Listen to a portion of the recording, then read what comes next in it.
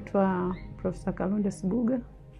Niko katika Chuo Kikuu cha Sokoine cha Kilimo Morogoro, na ni mdau wa kilimo hai na kilimo ekolojia.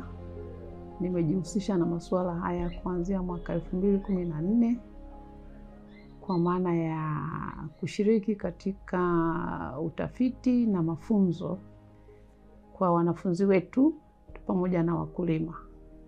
Kila baada ya miaka miwili kuanzia mwaka 2021 tumekuwa tukifanya mikutano na wadau mbalimbali ili kubadilishana mawazo, kuelimishana na kupanga njia ambazo tuzitumie katika kueneza masuala ya kilimo hai na kilimo ekolojia. Sasa mwaka huu tunao pia mkutano kama huo utakaofanyika mwezi wa 11, na katika mkutano huo tunatarajia wadau kutoka sekta mbalimbali, na hasa tunawalenga wadau wakulima.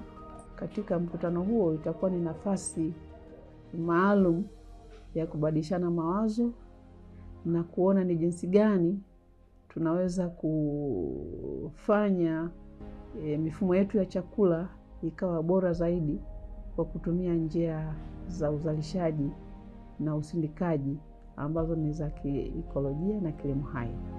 Tumeona madhara mengi sehemu nyingi, na sasa tunataka tuchukue hatua, kwa maana tusifikie hatua ambayo wananchi wetu wanapata madhara yakiwemo magonjwa ambayo sio ya kuambukiza. Kwa hiyo nia ya kutaka kuboresha mifumo ya chakula ni kwa sababu tunajua kila mtu lazima ale na anatakiwa ale chakula safi.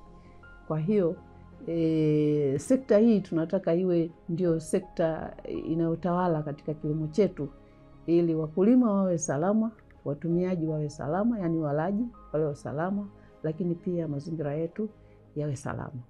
Kwa hiyo tunawakaribisha wadau wote tuwe pamoja katika hizo siku mbili zetu za mkutano, ili tuweze kubadilishana mawazo na kuangalia ni kwa jinsi gani tunaweza kuboresha kilimo chetu katika miaka ijayo, na kwa kuchukua hatua ambazo tumeshazianza, lakini tuziendeleze katika sehemu mbalimbali.